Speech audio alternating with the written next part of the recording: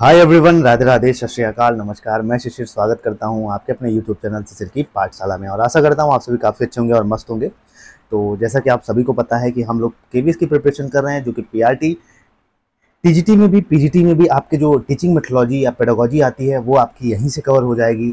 तो 60 नंबर की पीआरटी में और ये 20 नंबर की जो ईवीएस है मैं आपको इस चैनल के माध्यम से बिल्कुल बेहतरीन तरीके से कराऊंगा।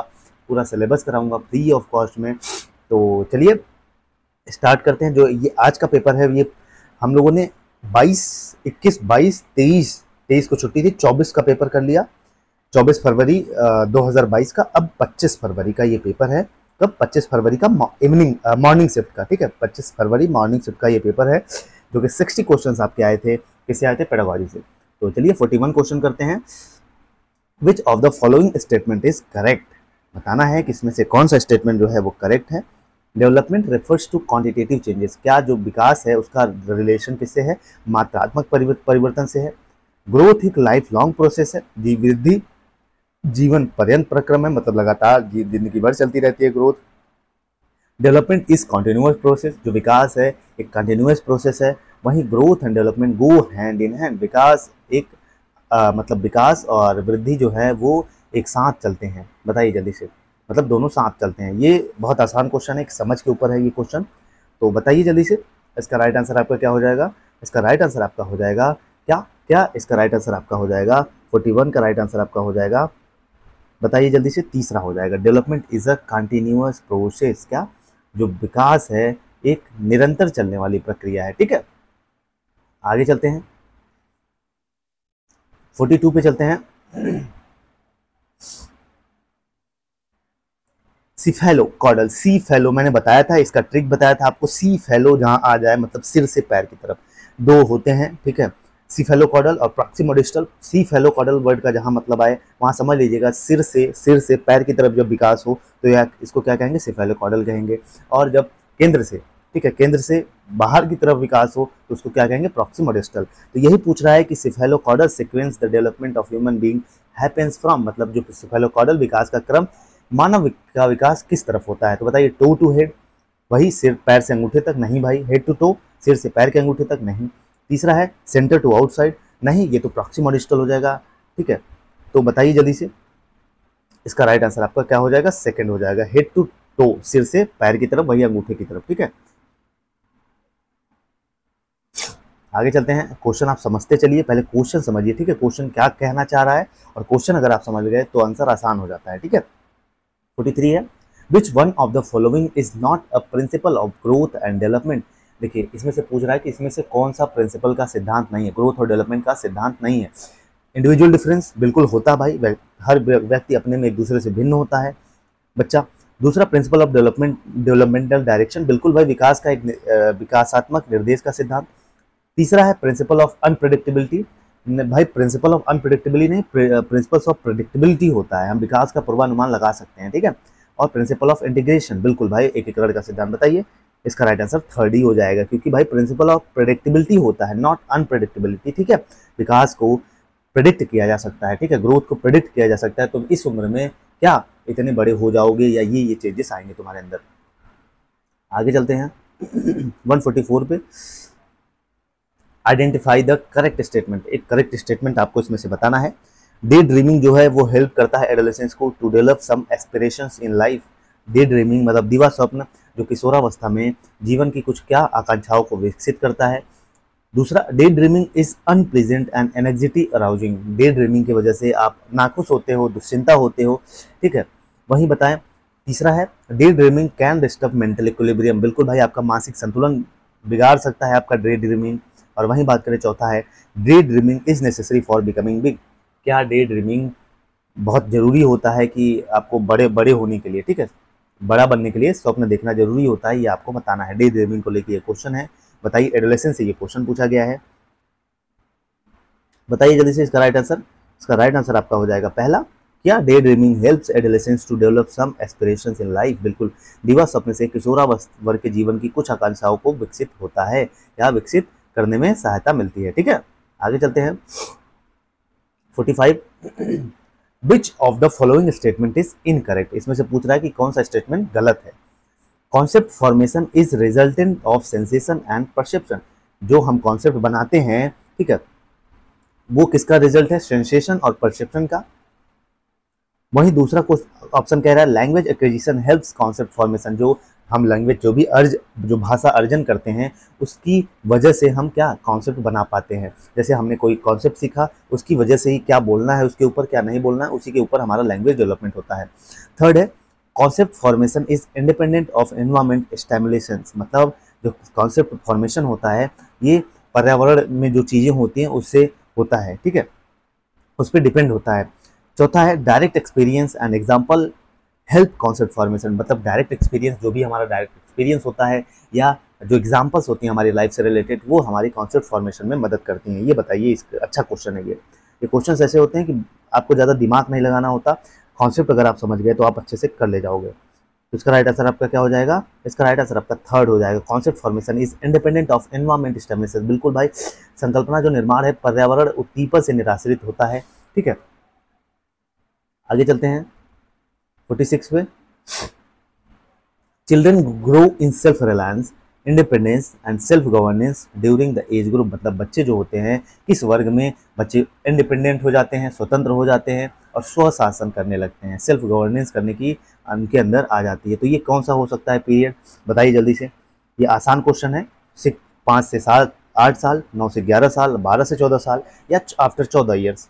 बताइए जल्दी से। तो 46 का राइट आंसर आपका क्या हो जाएगा? सेकेंड हो जाएगा, ठीक है, from 9 to 11 years.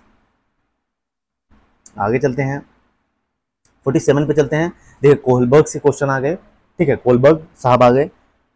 According to Kohlberg classification regarding development of moral values conventional morality level refers to the age group. तो इन्होंने नैतिक मूल्य का सिद्धांत दिया था कोहलर साहब ने, ये आपको याद रखना है।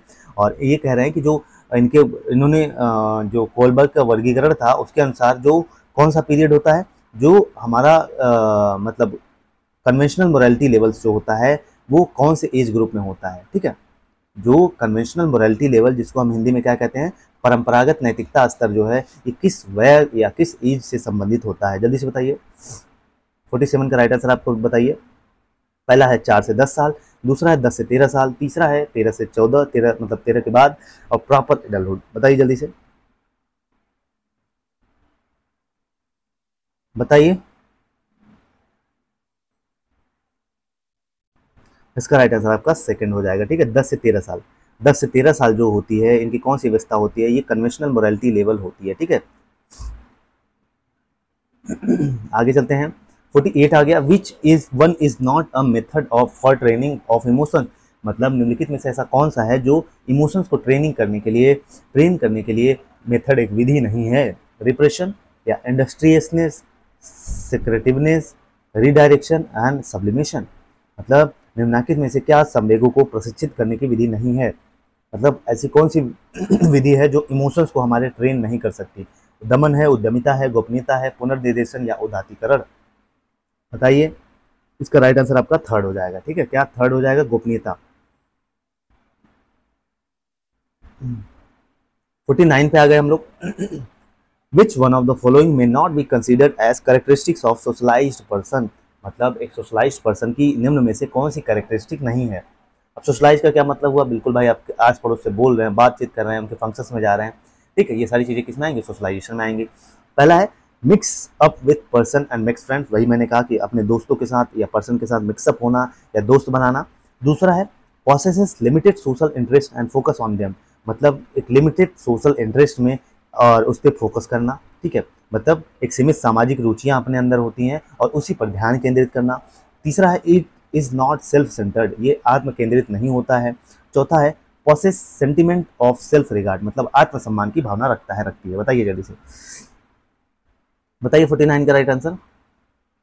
इसका राइट आंसर आपका सेकंड हो जाएगा। क्या सेकंड हो जाएगा? Possesses limited social interest and focus on them. बिल्कुल भाई, हमारे अंदर क्या होता है, एक सीमित रुचियां होती हैं, एक सीमित सामाजिक इंटरेस्ट होना चाहिए और उसी पर फोकस करते हैं हम। तो ये क्या है? ये कैरेक्टरिस्टिक नहीं है सोशलाइज्ड पर्सन, ठीक है।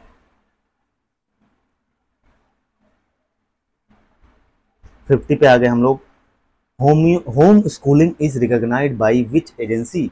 ठीक है, जो होम स्कूलिंग होती है, गृह पर विद्यालय की बात, होम स्कूलिंग को किस एजेंसी द्वारा मान्यता दी गई है, बताइए। स्टेट बोर्ड ऑफ एजुकेशन, राज्य शिक्षा board, CBSE central board of education secondary education, third है आईसीएसई और फोर्थ है एनआईओएस। जल्दी से बताइए।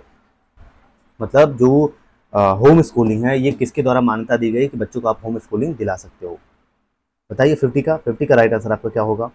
इसका राइट आंसर आपका फोर्थ हो जाएगा। क्या? एनआईओएस के द्वारा मान्यता दी गई है, जिसको राष्ट्रीय मुक्त विद्यालय संस्थान या एनआईओएस बोलते हैं। नेक्स्ट है 51। विच of the following statement is correct? इसमें से बताना है आपको कि इसमें से कौन सा स्टेटमेंट जो है वो सही है। वन में not possesses high intelligence without having creative abilities. बिल्कुल भाई, आपके पास अधिक बुद्धिमत्ता नहीं होगी, उच्च बुद्धिमत्ता नहीं होगी जब तक आपके पास क्या नहीं हो सकता, आपके पास क्रिएटिव एबिलिटी जो है वो हाई ना हो। ठीक है।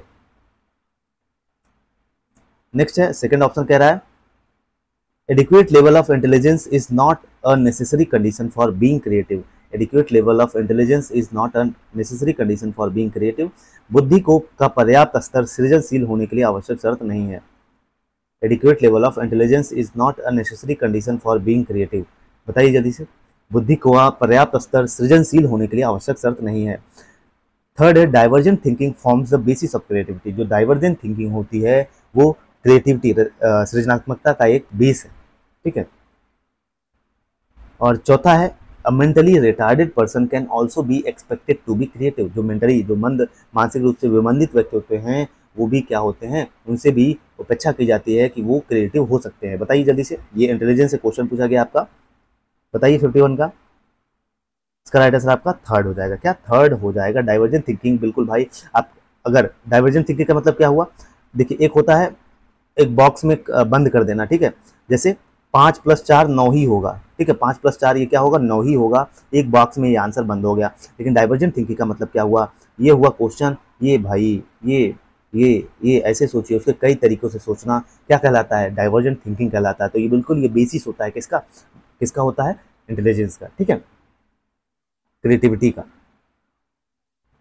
52 पे आ गए हम लोग।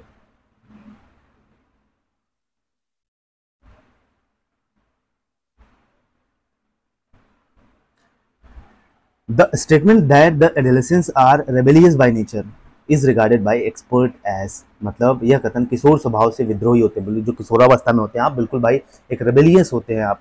मतलब आपके अंदर विद्रोह करने की भावना होती है। कुछ भी होता है कि आप करने की क्षमता होती है कि नहीं हम ये कर देंगे वो कर देंगे। ठीक। तो ये होता है एक मिसकॉन्सेप्शन है ये। Unnecessary character at that stage, मतलब इस अवस्था में एक नेसेसरी कैरेक्टर होता है, सभी के अंदर होता है। थर्ड है an effect of the environment, ये पर्यावरण का प्रभाव है। चौथा an objective description of this stage of development, मतलब विकास की इस अवस्था का वस्तुनिष्ठ विवरण है ये। ठीक है। मतलब इस अवस्था को एक्सप्लेन करता है कि आप हाँ विद्रोही हैं तो मतलब आप एडोलेसेंस एज में हैं। बताइए जल्दी से 52 का। इसका राइट आंसर आपका फोर्थ हो जाएगा। An objective description of this stage of development, मतलब बिल्कुल भाई विकास की इस अवस्था का एक वस्तुनिष्ठ विवरण देता है। हाँ आप रेबेलियस हैं तो इसका मतलब आप एडोलेसेंस एज में हैं। 53 है the school through its programmes help student to, मतलब जो विद्यालय है अपने जो कार्यक्रम भी विद्यालय में होते हैं स्कूल वगैरह में, वो विद्यार्थियों की सहायता करते हैं। कैसे? एसिमिलेट कल्चर, मतलब संस्कृति को आत्मसात करने में, जो हमारी कल्चर है उसको आत्मसात करने में, उसको समझने में, पता करने में। दूसरा है प्रोटेस्ट कल्चर, क्या हमारी संस्कृति को विरोध करती है? नहीं भाई। मेक देम कल्चर, उनको संस्कृत बनाना, बिल्कुल भाई ये सही भी है। और चौथा है अन्य संस्कृतियों की अपेक्षा करने में। बताइए जल्दी से। 53 का राइट आंसर बताइए। बहुत आसान क्वेश्चन है ये और आपको इसमें थोड़ा सा दिमाग लगाना है और आपका आंसर सही हो जाएगा। मेक देम कल्चर्ड, बिल्कुल भाई उनको कल्चर्ड बनाना। हम स्कूल में प्रोग्राम क्यों करते हैं? वेरियस फेस्टिवल्स, ये फेस्ट वो फेस्ट, ठीक है, सारी चीज़ें क्यों कराते हैं? बिल्कुल उनको कल्चर्ड करना। 54 पे चलते हैं। Primary school as agent of society should focus on, जो प्राइमरी स्कूल होते हैं मतलब एक प्राथमिक विद्यालय हैं, समाज के अभिकर्ता के रूप में प्राथमिक विद्यालयों को निम्नलिखित में से किस पर ध्यान केंद्रित करना चाहिए? बताइए जल्दी। जो प्राइमरी स्कूल हैं एक मतलब सोसाइटी पर, मतलब जो एजेंट ऑफ सोसाइटी है, कह सकते हैं आप एक एजेंट ऑफ सोसाइटी है, किस पे फोकस करता है, किस पे फोकस करना चाहिए निम्न में से? बताइए। मेंटेनिंग सोशल नॉर्म्स, सोशल जो सामाजिक प्रतिमान है उनका अनुरक्षण कर, मतलब मेंटेन रखना, जो भी सोशल चीज़ें हैं उसको मेंटेन रखना। दूसरा providing student understanding of the environment, बिल्कुल अपने बच्चों को एक ऐसी अंडरस्टैंडिंग, एक समझ विकसित करना ताकि वो पर्यावरण को समझ सकें या उनका भी जो भी माहौल है, ठीक है, जो भी एटमॉस्फेयर उसको समझ सकें।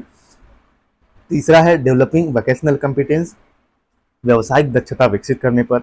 वहीं आपका चौथा है preparing children for social life, बालकों का सामाजिक जीवन के लिए तैयार करने पर। बताइए सही ऑप्शन बताइए इसका, बताइए।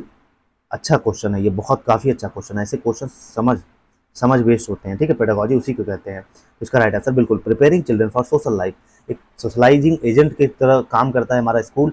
और उसी उसको किस पे फोकस करना चाहिए कि भैया जो हमारे बच्चे हैं वो सामाजिक तौर पर तैयार रहें, फंक्शन में जा सके, किसी से बातचीत कर सके, दोस्त यार बना सके, पड़ोसी के पास जाए। ठीक, आगे चलते हैं 55। Hari is a child who has begun to use symbols to represent objects but his has difficulty with past and future, can think logically in one direction. He is at which stage of cognitive development given by Piaget? तो पियाजे की theory है ये, जिसमें ये कह रहे हैं कि हरी हरी जो है, हरी हिंदी में क्वेश्चन पढ़ लेते हैं। जो हरी नामक एक बच्चा है जो वस्तुओं को क्या कर सकता है, मतलब वस्तुओं का उपयोग करना चालू कर दिया है, ठीक है, वो सिंबल्स को समझना स्टार्ट कर दिया है, मतलब जैसे प्लस क्या होता है, माइनस क्या होता है, ठीक है। बट उसको जो पास्ट की चीज़ें हैं और फ्यूचर की चीज़ें हैं उसके बीच में लॉजिकली उस एक एक डायरेक्शन में उस चीज़ को सोच नहीं पा रहा है। वो जीन पियाजे के अनुसार कॉग्निटिव डेवलपमेंट की कौन से स्टेज पे है, बताना है आपको कि बच्चा एक बच्चा है हरी नाम का जो सिम्बल्स का यूज करने लगा है, उसको रिप्रेजेंट भी कर ले रहा है, ठीक है, जैसे प्लस होता है मतलब इसको जोड़ कर लेता है, उसको प्रेजेंट भी कर ले रहा है, लेकिन वो पास्ट में जो चीज़ें हैं और फ्यूचर में, ठीक है, उसके बारे में लॉजिकली एक डायरेक्शन में सोच नहीं पाता। तो बताइए यह किस अवस्था में है, sensory motor, pre operational, concrete operational या फॉर्मल ऑपरेशन? बताइए जल्दी से इसका राइट आंसर।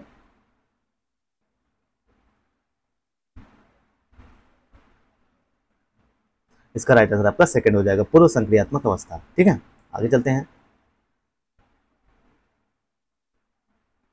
56 पे आ गए हम लोग।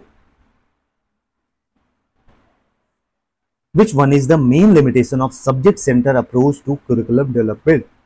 क्वेश्चन कह रहा है कि जो पाठ्यचर्चा निर्माण में विषय केंद्रित उपागम की निम्नलिखित में से कौन सी मुख्य सीमा होती है। मतलब ये कह रहा है क्वेश्चन कि which one of the main limitation of subject centre approach to curriculum development, मतलब करिकुलम डेवलपमेंट में जो क्या लिमिटेशन आती हैं कि जो मतलब सब्जेक्ट सेंटर अप्रोच को बनाने में, ठीक है, परिचर्चा निर्माण में क्या विषय केंद्रित उपागम के निम्नलिखित में से कौन सी एक मुख्य सीमा होती है, क्या क्या लिमिटेशंस होते हैं। Knowledge is consider as divided into subjects, बिल्कुल जो भी नॉलेज है उसको डिवाइड कर देना चाहिए, ज्ञान को विषयों में बांटा हुआ माना जाता है। Omits the importance of learner's experience, जो बच्चे होते हैं जो अधिगम करता होते हैं उनके जो इम्पोर्टेंस है, उनके जो अनुभव है, एक्सपीरियंस है जो, उनको छोड़ दिया जाता है। Third, subjects are generally taught in isolation, सामान्यतः विषय जो है वो पृथक रूप में पढ़ाए जाते हैं अलग अलग करके। फोर्थ है course contents are segregated class wise in a hierarchical manner, मतलब कोर्स की विषय वस्तु को सोपान क्रमवार तरीके से कक्षावार अलग कर दिया जाता है। बताइए जल्दी से 56 का राइट आंसर बताइए आप। इसका राइट आंसर आपका सेकंड हो जाएगा। ठीक है, omits the importance of learning, बिल्कुल भाई, जो बच्चे के जो अधिगम करता है उसके अनुभव जो होते हैं, जो उसके एक्सपीरियंस होते हैं, उनको छोड़ दिया जाता है। ठीक है, उनके महत्व को छोड़ दिया जाता है।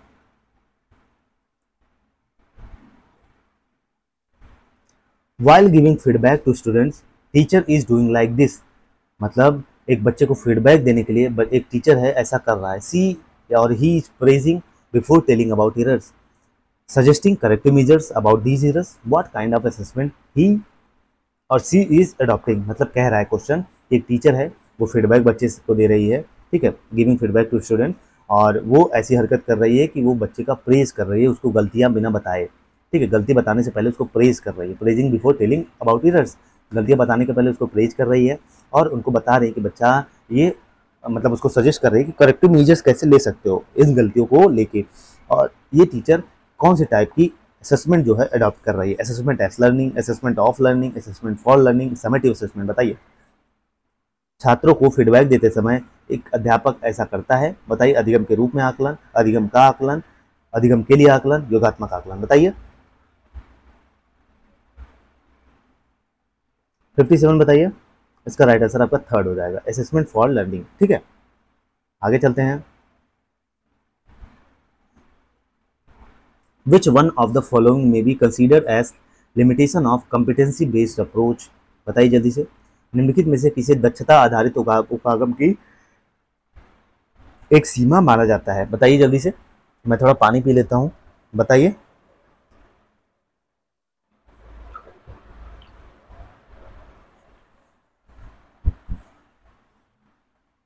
निम्नलिखित में से किसे दक्षता आधारित उपागम की एक सीमा माना जाता है, लिमिटेशन।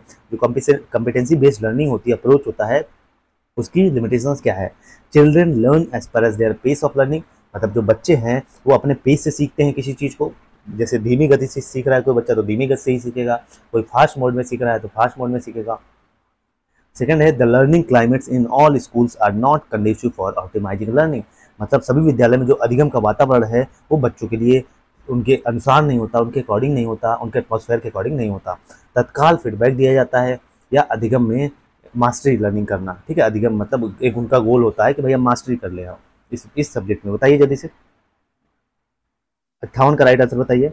इसका राइट आंसर आपका सेकंड हो जाएगा, ठीक है। क्या सेकंड हो जाएगा, the learning climates in all schools are not conducive for optimising learning, बिल्कुल भाई। जो सभी विद्यालय से जो अधिगम का वातावरण होता है वो बच्चों के लिए सहायक नहीं होता, अधिगम के लिए सहायक नहीं होता, ये लिमिटेशन है, ठीक है। 59 पे चलते हैं। विच of the following is not correct about experiential learning, इसमें कह रहा है कि अनुभवात्मक अधिगम के बारे में क्या सही नहीं है। Learning is a holistic process, बताइए। अधिगम एक साकल्यवादी प्रक्रिया है। Learning lies in the product, अधिगम जो है उत्पादन में होता है। Learning is a continuous process, learning एक कंटिन्यूअस प्रोसेस है। Teacher act as a facilitator, बताइए। Not correct about experiential learning, ठीक है, बताइए जल्दी से।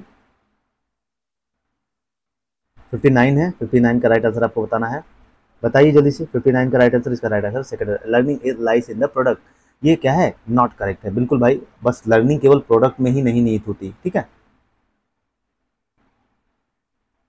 60 पे चलते हैं। What is the best way to handle a wrong response of a student, एक बच्चा रॉन्ग रिस्पॉन्स दे रहा है, गलत जवाब दे रहा है, तो उसको कैसे हैंडल करने का बेस्ट तरीका क्या है। Explaining the subject matter in detail once again, भाई जो सब्जेक्ट मैटर है उसको फिर से आपने रिपीट कर दिया डिटेल में। Telling students that his her answer is wrong, और बच्चों को बताना कि आपका जो आंसर है वो गलत है। Third, explaining the subject matter once again and then giving her him another chance, उसको सब्जेक्ट मैटर एक बार फिर से रिपीट करना, रिवाइज कराना और उसको एक और मौका देना। चौथा है asking another student to give correct answer, एक बच्चे को और खड़ा करना, कहना कि बच्चा तू बताओ, तुम बताओ ये क्या सही है, इसका आंसर बताइए जल्दी से। इसका राइट आंसर आपका फोर्थ हो जाएगा। क्या फोर्थ हो जाएगा, बिल्कुल भैया। एक और बच्चे को खड़ा करेंगे, अनदर स्टूडेंट से उसका करेक्ट आंसर पूछेंगे, ठीक है। आगे चलते हैं, 61 पे आ गए हम लोग। रीड द फॉलोइंग, पढ़िए चीजों को। Children are totally involve in doing work without being disturb by your presence, बच्चे जो हैं वो अपने कामों में लगे रहते हैं बिना आपके, मतलब जो आपका प्रेजेंस है वो रहे या ना रहे, ठीक है। They are taking themselves manipulating materials trying different arrangements and very of solving the problem, मतलब वो खुद से बात करते हैं, चीज़ों को मैनिपुलेट करते हैं, इधर उधर करते हैं। ट्राइंग डिफरेंट अरेंजमेंट्स, वो चीज़ों को अलग अलग तरीके से अरेंजमेंट करना चाहते हैं और वो प्रॉब्लम को सॉल्व करना चाहते हैं। तीसरा है if you ask about what they were doing they could clearly state their objectives, अगर उनसे आप पूछते हैं तो वो अपना जो भी ऑब्जेक्टिव है उसको क्लियरली बता देते हैं। तो ये कैसी लर्निंग प्रोग्रेस है, what kind of learning is in progress, मतलब ये जो अधिगम का प्रोग्रेस है किस काइंड का है, बताइए। एक्टिवली बेस्ड लर्निंग है, कोऑपरेटिव लर्निंग है, कोलैबोरेटिव लर्निंग है या पीयर लर्निंग है, बताइए जल्दी से। विद्यार्थी आपकी उपस्थिति से व्याकुल हुए बिना अपने काम में पूरी तरह से लगा हुआ है बच्चा, ठीक है। वे आपस में बात कर रहे हैं और सामग्रियों से काम ले रहे हैं और समस्या को सुलझाने के लिए विभिन्न व्यवस्थाओं और तरीकों को अपना रहे हैं। यदि आप उनसे यह पूछोगे कि वो क्या कर रहे हैं तो वह अपने उद्देश्य के बारे में स्पष्ट रूप से बता सकेंगे। तो इसमें से बताना है आपको कौन सी लर्निंग जो है अधिगम है, किस प्रकार का अधिगम हो रहा है, बताइए जल्दी से। 61 का राइट आंसर बताइए। इसका राइट आंसर आपका पहला हो जाएगा, बिल्कुल भाई, कि चिल्ड्रेन, ये एक्टिवली बेस्ड लर्निंग है, इसमें बच्चा एक्टिव है, ठीक है, टीचर एक्टिव नहीं है, बच्चा एक्टिव है। 62 है, which one of the following is correct, निम्न में से कौन सा सही है। Measurement is a process of obtaining information related to some known objective. दूसरा, measurement refers to quantitative data only. Measurement evaluation refers to qualitative data only. और चौथा है, assessment is a process of awarding grades and declaring results. बताना है आपको कि जो measurement है, मापन है, उसका एक प्रोसेस है इंफॉर्मेशन लेने का, किसी कोई ऑब्जेक्टिव लेके उसका आपके बारे में जानने का तरीका है। Measurement refers to quantitative data only, यह केवल मात्रात्मक डाटा को लेता है। Evaluation refers to qualitative data only, ये केवल क्वालिटेटिव डाटा को लेता है। और assessment is a process of awarding grades and declaring results. जो असेसमेंट है ये ग्रेड्स को अवार्ड करता है, इसका जो ऑब्जेक्टिव है ग्रेड प्रोवाइड करना या रिजल्ट्स को डिक्लेयर करना। बताइए जल्दी से कौन सा सही है। 62 का राइट आंसर आपको बताना है, बताइए जल्दी से। इसका राइट आंसर आपका सेकंड हो जाएगा बिल्कुल। Measurement refers to qualitative data only, ठीक है। ये क्या है, ये केवल क्वांटिटेटिव डाटा को लेता है, ठीक है, मात्रात्मक डाटा से रिलेटेड है। 63 पे है, which of the following is not concern with a unit test. Unit test होता है, जब आप पढ़े होंगे स्कूलों में, यूनिट टेस्ट होता था, वीकली होता था, महीने में 1-2 बार होता था। तो स्टैंडर्डाइज अचीवमेंट टेस्ट होता है, एक मानक संप्राति परीक्षण होता है। ये रेमेडियल ट्रीटमेंट के लिए होता है कि भाई आप तक उपचार हो सके, ताकि पता चले क्या सीख रहे हो क्या नहीं सीख रहे हो। टीचर्स के कंट्रोल में होता है, अध्यापक का नियंत्रण होता है। या लिमिटेड नंबर ऑफ कॉम्पिटेंसीज, एक लिमिटेड नंबर ऑफ कॉम्पिटेंसीज इसमें होती है, दक्षताओं की सीमित संख्या होती है। तो बताइए जल्दी से 63 का राइट आंसर। 63 का राइट आंसर आपका पहला हो जाएगा। क्या पहला हो जाएगा? स्टैंडर्डाइज अचीवमेंट टेस्ट, ठीक है, एक मानक संप्राति परीक्षण है। आगे चलते हैं 64 पे। For keeping children lively, alert and busy, how can you save time under classroom management procedures. बताइए जल्दी से। बच्चों को सक्रिय, सजग और व्यस्त रखने के लिए आप कक्षा प्रबंधन कार्य की विधियों के अंतर्गत किस प्रकार समय बचा सकते हो। ये क्वेश्चन क्या कह रहा है कि for seeking children lively, active, alert and busy, how can you save time under classroom management procedures. ये क्वेश्चन जो है ये क्लासरूम मैनेजमेंट से क्वेश्चन पूछा गया है कि जो बच्चों को सक्रिय, एक्टिव रखने के लिए, सजग रखने के लिए और व्यस्त रखने के लिए आप कक्षा प्रबंधन कैसे मैनेज करेंगे, ठीक है, टाइम कैसे बचाएंगे। बताइए जल्दी से। By beginning the lessons when there is full calm and quiet environment, जब पूरी तरह से बच्चे शांत हो जाएंगे और तब हम वो पाठ का जो शुरुआत है उसको कर देंगे।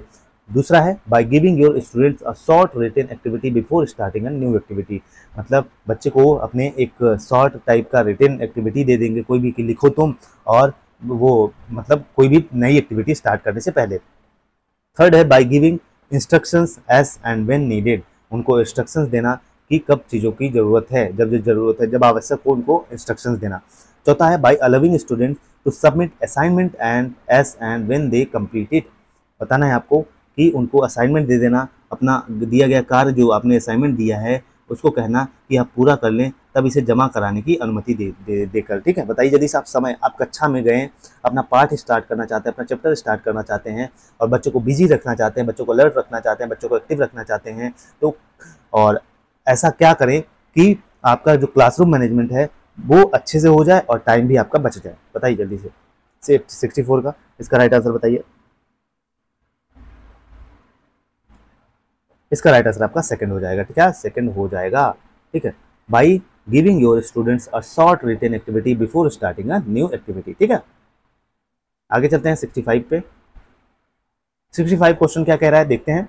The unit plan is not of much help to teachers in, मतलब जो यूनिट प्लान है वो टीचर को किसी चीज़ में मदद नहीं करता। टाइमली कंप्लीशन ऑफ सिलेबस को टाइमली कंप्लीट करना। दूसरा, making adequate preparation for proper utilization of methods and materials, मतलब making adequate preparation for proper utilization of methods and materials, मतलब विद्यार्थियों और सामग्रियों का उपयुक्त उपयोग करने हेतु पर्याप्त तैयारी करने में।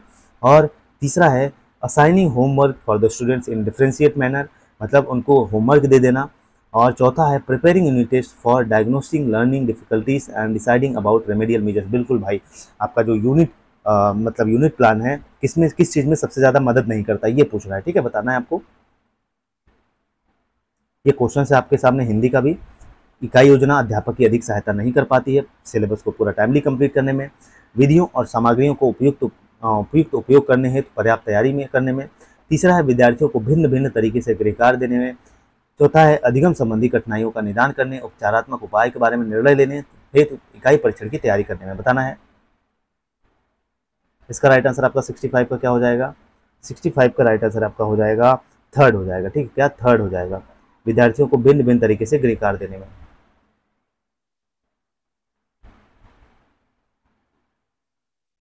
66 पे चलते हैं। विच of the following statement truly defines teaching? निम्न में से इसमें से कौन सा कथन है जो शिक्षण को सही रूप से डिफाइन करता है? Teaching is engaging with students, बच्चों को इंगेज रखना।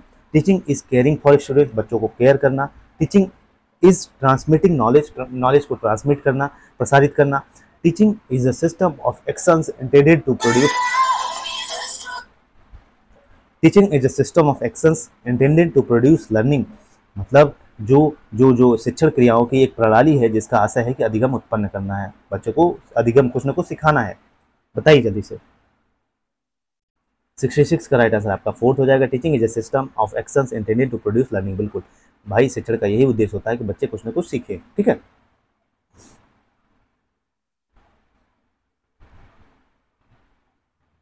चलिए 67 पे चलते हैं। What is the most important precautions to be taken while interviewing students? बच्चों को ये इंटरव्यू लेने के लिए, साक्षात्कार लेते समय सबसे महत्वपूर्ण चीज़ क्या ध्यान में रखना चाहिए? Allowing enough time to the respondent, जो उत्तर देने वाले अभ्यर्थी को उनको पर्याप्त समय दीजिए। Making rapport with the respondent, अभ्यर्थी के साथ घनिष्ठता बना लें, चलो भैया तुम घनिष्ठ मित्र हो मेरे। Bringing clarity in the questions, बिल्कुल प्रश्नों में स्पष्टता लाना। चौथा, building trust and confidence, भरोसा और विश्वास बनाना। बताइए जल्दी से।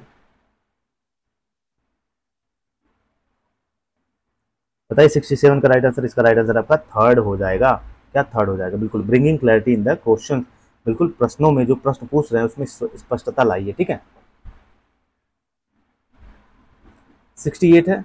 विच of the following is not a big issue for teachers for of multi level situation? मतलब बहुस्तरीय स्थिति के अध्यापकों के लिए निम्नलिखित में से क्या बड़ा मुद्दा नहीं है? यूजिंग कॉमन टेक्स्ट बुक्स, मतलब सभी के लिए कॉमन जो बुक्स हैं उसका उपयोग करना। Addressing learning needs of high and low ability students, अधिक और कम योग्यता वाले जो बच्चे हैं उनकी अधिगम की जरूरतों का समाधान करना। तीसरा है allowing all childrens learning at their own pace, बच्चे को कहना कि चलो तुम जिस पेस से सीख रहे हो उसी पेस से सीखो। चौथा है preparing appropriate teaching learning material, बिल्कुल उपयुक्त शिक्षण अधिगम सामग्री तैयार करना। बताइए जल्दी से 68 का। 68 का राइट आंसर आपका थर्ड हो जाएगा। क्या थर्ड हो जाएगा? Allowing all childrens learning at their own pace. एक मल्टी लेवल सिचुएशन में कि भैया बच्चे वहाँ पे कोई अच्छा सीख रहा है, कोई तेज सीख रहा है, कोई धीरे सीख रहा है, कोई कम सीख रहा है। ठीक, 69 है। In assessment S learning student do not engage in, अधिगम के रूप में आकलन में विद्यार्थी भाग नहीं लेते। बताइए जल्दी से। गोल सेटिंग, लक्ष्य निर्धारण में। मॉनिटरिंग देयर ऑन प्रोग्रेस, अपनी स्वयं की प्रगति की मॉनिटरिंग करने में। तीसरा है बाह्य अभिप्रेरणा में। चौथा है परिणाम पर चिंतन करने में, रिफ्लेक्टिंग ऑन रिजल्ट्स। बताइए जल्दी से।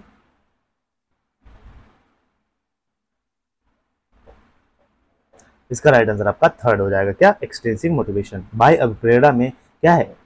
असेसमेंट एस लर्निंग में बच्चे इसमें जो बाहरी मोटिवेशन होता है उसमें एंगेज नहीं होते। 70,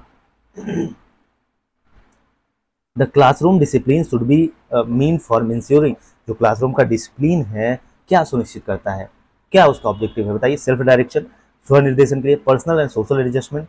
एक्सेप्टेबल क्लासरूम बिहेवियर, जो व्यक्ति को मतलब स्वीकार जो कक्षा का व्यवहार है उसको एक्सेप्ट करना।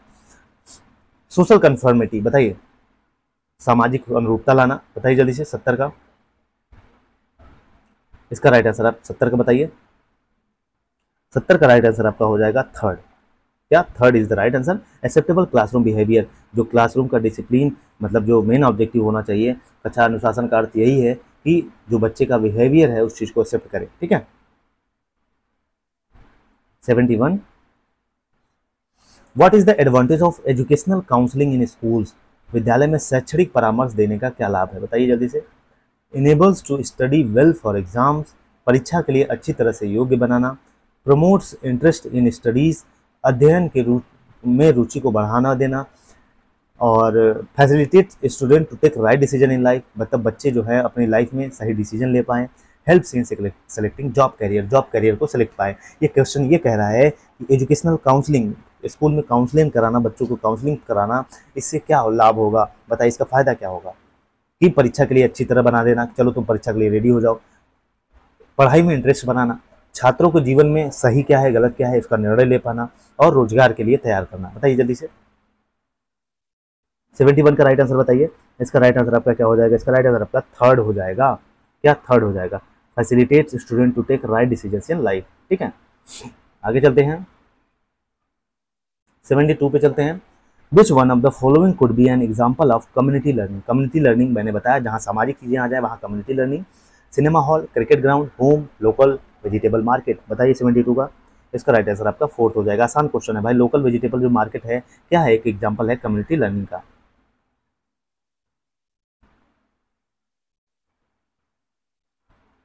73 पे चलते हैं। Which one of the following could be the reason for mental illness among children. इसमें से कौन सा कारण हो सकता है कि बच्चे के मेंटल इलनेस के लिए? हार्मोनल इम्बैलेंस, उनका हार्मोन इम्बैलेंस होना, इमोशनल डिस्टर्बेंस मतलब संवेगात्मक व्याकुलता, बच्चे इमोशनली डिस्टर्ब हैं, या ट्रेडिशंस एंड कस्टम, जो हमारे ट्रेडिशंस और कस्टम हैं उनसे भी चीज़ों बच्चे परेशान होते हैं। फैमिली इन्वायरमेंट, उनका पारिवारिक जो माहौल है वो भी गड़बड़ या कैसा है सही है वो भी इम्पैक्ट डालता है। बताइए जल्दी से 73। अच्छा क्वेश्चन है और समझदार वाले क्वेश्चन है। इसका राइट आंसर बिल्कुल हार्मोनल इम्बैलेंस जो होना चाहिए, क्या 73 का राइट आंसर आपका पहला हो जाएगा। हार्मोनल इम्बैलेंस जो है ये रीजन हो सकता है मेंटल इलनेस का। ठीक है, 74 है। How to promote mental health among children in school. मतलब स्कूल्स में आप मेंटल हेल्थ को कैसे प्रमोट करेंगे? बताइए। गेम खिला के, regular meditation and reading good books, मतलब रेगुलर मेडिटेशन कराना और अच्छी किताबें पढ़ना। थर्ड है वॉचिंग टीवी प्रोग्राम्स दिखाना, एजुकेशनल टूर पे लेके जाना। बताइए जल्दी से इसमें से मेंटल हेल्थ को बढ़ाने के लिए बच्चों को आप क्या कर सकते हैं? बताइए जल्दी से। बहुत अच्छा क्वेश्चन है, अच्छा क्वेश्चन है। 74 का राइट आंसर आपका सेकंड हो जाएगा। क्या सेकंड हो जाएगा? नियमित ध्यान और अच्छी पुस्तकें पढ़ के। ठीक है, आगे चलते हैं 75 पे। What should be the essential quality of professional health counsellor in schools. जो प्रोफेशनल हेल्थ काउंसलर होता है उसकी एक एसेंशियल क्वालिटी क्या हो सकती है ये बताइए। इमोशंस उसके पास होने चाहिए, संवेग, सिंपैथी होना चाहिए, एम्पैथी होना चाहिए, अपैथी होना चाहिए। बताइए जल्दी से। अच्छा क्वेश्चन है, इसका राइट आंसर थर्ड हो जाएगा। एम्पैथी बात बिल्कुल, परानुभूति होनी चाहिए। ठीक है,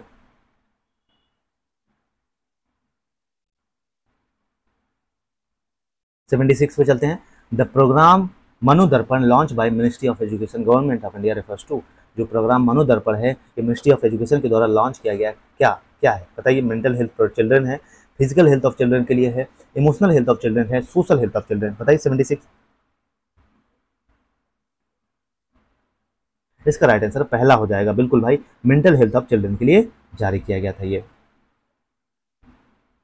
77 है। What is the minimum quantum of disability to claim benefits prescribe by Divyangjan. दिव्यांगजनों के लिए विनिर्दिष्ट लाभ का दावा करने हैं तो जो निःशक्तता है, उनकी डिसेबिलिटी है, वो उसकी न्यूनतम मात्रा कितनी होनी चाहिए, कितने परसेंट डिसेबल होने चाहिए, तब आपको उसका लाभ मिलेगा। बताइए, आसान क्वेश्चन है। 77 का राइट आंसर सेकंड हो जाएगा। इसका राइट आंसर सेकंड हो जाएगा 40%। ठीक, जो आसान क्वेश्चन है उसके राइट आंसर जिसमें समझाने लायक कुछ नहीं है तो उसको बस समझना है। इंक्लूसिव एजुकेशन जिसमें सभी बच्चे पढ़े, मंद बुद्धि, धीरे, तेज और सारे बच्चे पढ़े। जिसमें adult education,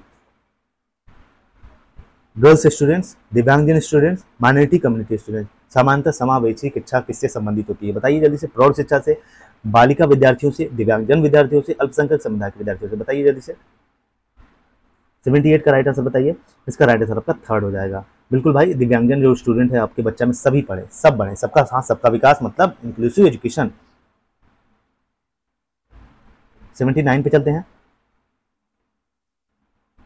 which one of the following plays crucial role in educating the child other than school. मतलब इन विद्यालय से इतर, मतलब विद्यालय से बाहर बालक को शिक्षित करने में निम्नलिखित में से कौन महत्वपूर्ण भूमिका निभाता है? Cinema hall, family, home, media. आसान क्वेश्चन है, बताइए जल्दी से। बहुत आसान क्वेश्चन है भाई ये। इसका राइट आंसर बिल्कुल परिवार होता है भाई, विद्यालय के बाद परिवार ही होता है। 80 पे चलते हैं। Which one of the following could B grey area in addressing mental health issues of school children. मतलब विद्यालयी बालकों में मानसिक स्वास्थ्य संबंधी मुद्दों का समाधान निम्नलिखित में से कौन सा क्षेत्र अधिक महत्व का है? बताइए जल्दी से। लैक ऑफ अवेयरनेस, उनके अंदर अवेयरनेस नहीं है। अनमोटिवेटेड पेरेंट्स, पेरेंट जो है अनमोटिवेटेड है भाई। लैक ऑफ प्रोफेशनल एक्सपर्ट्स, बिल्कुल लैक ऑफ प्रोफेशनल एक्सपर्ट्स की कमी है। शॉर्टेज ऑफ फंड्स, पैसे की कमी नहीं भाई, बिल्कुल इसका राइट आंसर आपका क्या हो जाएगा, आसान क्वेश्चन है, आसान क्वेश्चन है, इसका राइट आंसर आपका थर्ड हो जाएगा कि जो ये क्या है, लैक ऑफ प्रोफेशनल एक्सपर्ट कमी है, ठीक है। मेंटल हेल्थ इश्यूज के लिए जो विद्यालय हैं उसमें किसकी, प्रोफेशनल एक्सपर्ट्स की कमी है। 81 है, in present Indian school context a teacher as reflective practitioner has to be a idealist, realist, naturalist, pragmatist. बताइए जल्दी से, जो वर्तमान भारतीय शैक्षिक संदर्भ में एक परावर्तित शिक्षक को क्या होना चाहिए, एक टीचर को क्या होना चाहिए रिफ्लेक्टिव प्रैक्टिशनर के लिए, बताइए जल्दी से। आदर्शवादी होना चाहिए, यथार्थवादी होना चाहिए, प्रकृतिवादी होना चाहिए, प्रयोजनवादी होना चाहिए, बताइए। 81 का राइट आंसर आपका फोर्थ हो जाएगा, क्या फोर्थ हो जाएगा, प्रैग्मेटिस्ट होना चाहिए, प्रयोजनवादी होना चाहिए, ठीक है। आगे चलते हैं। 82 है, which one of the following a good school leader of a primary school should not discuss with his her college. इनमें से एक गुड जो स्कूल है, स्कूल का जो गुड लीडर है प्राइमरी स्कूल का, इसमें से क्या उसको डिस्कस नहीं करना चाहिए अपने कलीज से, बताइए। पॉलिटिकल डिस्कशन पे बात नहीं करना चाहिए, बिल्कुल सही है। Discussion on his her nature, अपने नेचर पे discussion. Discussion about family background of children, अपने जो बच्चे हैं ग्रुप के उनसे जो फैमिली बैकग्राउंड के बारे में बात न करें। Discussion about the nature of their principal, या उनके जो नेचर बालकों के जो मतलब प्रिंसिपल है उनके नेचर, उनके प्राचार्य के स्वभाव पर चर्चा। प्रिंसिपल है भाई, प्रिंसिपल्स नहीं, principal. About the nature of their principal, कि हमारा प्रिंसिपल ऐसा है, हमारा प्रिंसिपल वैसा है। मतलब ये क्वेश्चन ये कह रहा है कि प्राथमिक स्कूल का जो अच्छा एक लीडर है अपने साथियों के साथ, अपने कलीग के साथ क्या चीज़ें इसमें से नहीं डिस्कस करनी चाहिए, बताइए जल्दी से। 82 का राइट आंसर आपका क्या हो जाएगा, इसका राइट आंसर पहला हो जाएगा, क्या पॉलिटिकल चीज़ों पे नहीं डिस्कस करना चाहिए भाई, पॉलिटिकल मुद्दों पे बात ही नहीं करनी चाहिए। 83 what is distributed leadership in the context of school education. Distributed leadership क्या होती है, बताइए जल्दी से। When a teacher distribute his workload among your younger colleges, भैया जब टीचर अपने जो वर्कलोड है उसको बच्चों के बीच में बांट दे। When a teacher distributes work among his colleagues in justifiable way, मतलब जब एक टीचर है जो डिस्ट्रीब्यूट अपना वर्क कर दे जो अपने कॉलेज है उनके साथ एक जस्टिफिएबल वे में। थर्ड है, employing more than one vice principal in schools, अरे एक और प्रिंसिपल बुला लोगे स्कूल में तुम। चौथा, when a teacher distributes and collects various pro forma among his her colleges, जब जो टीचर है वो डिस्ट्रीब्यूट कर दे और जो परफॉर्मा है उसके कॉलेजेस के उसको कलेक्ट करके, बताइए जल्दी से। 83 क्या कहना चाह रहा है, स्कूल शिक्षा के संबंध में डिस्ट्रीब्यूटिव नेतृत्व क्या है, मतलब एक शिक्षक अपना कार्यभार अपने कनिष्ठ सहयोगियों को बांट दे जो लोअर वाले हैं, एक शिक्षक क्या करे अपने सहकर्मियों और जो साथ हैं उनके न्यायसंगत रूप में, मतलब जस्टिफिएबल वे में चीज़ों को बांट दे। स्कूलों में एक से ज़्यादा एक प्रधानाचार्य नियुक्त कर दें, जब एक शिक्षक अपने सहयोगियों में विभिन्न प्रपत्रों पर बांट कर इकट्ठा करे, बताइए जल्दी से इसका राइट आंसर। 83 का राइट आंसर बताइए, इसका राइट आंसर आपका सेकंड हो जाएगा, क्या सेकंड हो जाएगा, जब एक शिक्षक अपने सहकर्मियों में न्यायसंगत रूप में कार्य को बंटवारा करे। ऐसा नहीं कि भैया ले तुम ज़्यादा ले ले, तुम मेरी से तेरी मेरी दुश्मनी है, चल तुम ज़्यादा ले लो काम, ऐसा नहीं होता, ठीक। एक चीज़ों को डिस्ट्रीब्यूट करना है एक जस्टिफिएबल वे में, हाँ तुम इतना लो, तुम इतना लो, तुम इतना लो, ठीक। 84 है, what is not required in developing a school plan, एक स्कूल योजना विकसित करने में किसकी आवश्यकता नहीं होती, बताइए। एक what is not required in developing a school plan, data of school results in last 5 years, पिछले 5 वर्ष में स्कूल परिणाम के आंकड़े, डाटा ऑफ टीचर्स क्वालिफिकेशंस, शिक्षकों की योग्यता के आंकड़े, health report cards of student, छात्रों का जो स्वास्थ्य रिपोर्ट कार्ड है, जेनेटिक कंस्टिट्यूशन ऑफ लर्नर्स, मतलब अधिगमकर्ताओं की आनुवंशिक संरचना। इसमें यह कह रहा है क्वेश्चन कि इसमें से निम्न में से क्या नहीं रिक्वायर होता जब स्कूल प्लान बनाते हैं आप डेवलपिंग स्कूल प्लान में, बताइए जल्दी से। पिछले 5 वर्षों को भैया 5 वर्षों का डाटा ले लीजिए स्कूल का, जो टीचर कैसे हैं उनका डाटा ले लीजिए, छात्रों का जो हेल्थ है उसका डाटा ले लीजिए, अधिगमकर्ताओं की आनुवंशिक संरचना क्या है इसको बताइए जल्दी से। इसमें से कौन सा रिक्वायर्ड नहीं होता, बिल्कुल 84 का राइट आंसर आपका क्या हो जाएगा, फोर्थ हो जाएगा भैया, जो genetic constitution of learner, genetically बच्चा कैसा था इसका डाटा नहीं रिक्वायर्ड होता। 85 विच one of the following may not be needed for developing an annual plan of a school, मतलब जो इसमें से कौन सा चीज़ है जो जरूरी नहीं है जब आप एनुअल प्लान बना रहे हैं स्कूल का। क्वालिफिकेशंस ऑफ टीचर, टीचर की क्वालिफिकेशन क्या है, data of admission of student, जो एडमिशन के डाटा हैं उसको, government circular on the list of teacher awardees, मतलब जो गवर्नमेंट सर्कुलर हैं बताइए जो टीचर अवार्ड पाए हैं, गवर्नमेंट सर्कुलर ले लेना उनका।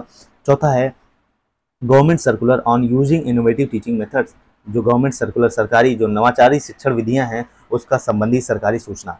बताइए जल्दी से कौन सा एक स्कूल की वार्षिक योजना बनाने के लिए आवश्यक नहीं होगा, बताइए जल्दी से। 85 का राइट आंसर आपका क्या हो जाएगा, इसका राइट आंसर आपका थर्ड हो जाएगा, क्या government circular on the list of teacher awardees. आगे चलते हैं 86, while framing a school timetable generally which one of the following is considered as difficulty in learn, मतलब इनमें से टाइम टेबल का फ्रेम करने के लिए इसमें से मतलब कौन सी चीज़ है जो डिफिकल्ट होती है। ठीक है, स्कूल का समय सारणी बनाते समय सामान्यतः निम्न में से किस एक को कठिन विषय माना जाता है, बताइए। जैसे आप टाइम टेबल बना रहे हैं, ठीक है, आपको इसमें से कौन सा विषय है जो टफ लगेगा, English and maths, music, history, social studies, बताइए जल्दी से। 86, इसका राइट आंसर 1 हो जाएगा भाई, इंग्लिश एंड मैथ है जो टफ लगता है जनरली। ठीक है, 87 है the achievement data of a school may not be useful in dash framing admission policy, मतलब कह रहा है कि एक स्कूल की उपलब्धि संबंधी आंकड़े किस में सहायक नहीं होते, एडमिशन पॉलिसी डिसाइड करने में, डिसाइडिंग टीचिंग स्ट्रेटेजी शिक्षण की रणनीति तय करने में, तीसरा डिस्ट्रीब्यूटिंग वर्क एमंग टीचर्स शिक्षक को कार्य के बंटवारे में, या सेटिंग फ्यूचर गोल्स या भविष्य के जो उद्देश्य हैं उसका क्या करना निर्धारण में, बताइए जल्दी से। 87 का राइट आंसर बताइए। 87 का राइट आंसर आपका हो जाएगा पहला, बिल्कुल, फ्रेमिंग एडमिशन पॉलिसी में ये यूजफुल नहीं है, क्या अचीवमेंट डाटा। ठीक है,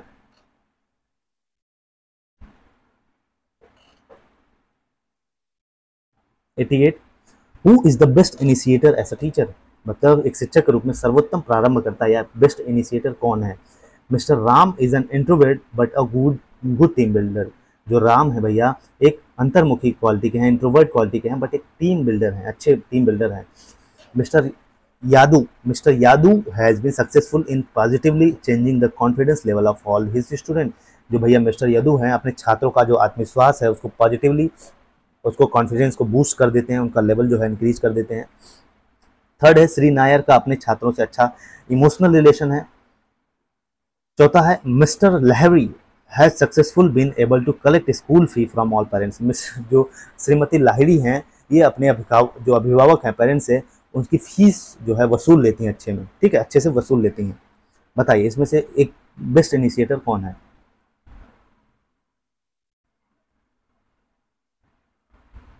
88 का राइट आंसर आपका क्या होगा, 88 का राइट आंसर आपका सेकंड हो जाएगा, क्या सेकंड हो जाएगा। Mr Yadav has been successful, बिल्कुल बच्चे के जो कॉन्फिडेंस को लेवल को बूस्ट कर देना बहुत बड़ी बात होती है पॉजिटिवली, ठीक है, इसका राइट आंसर सेकंड हो जाएगा।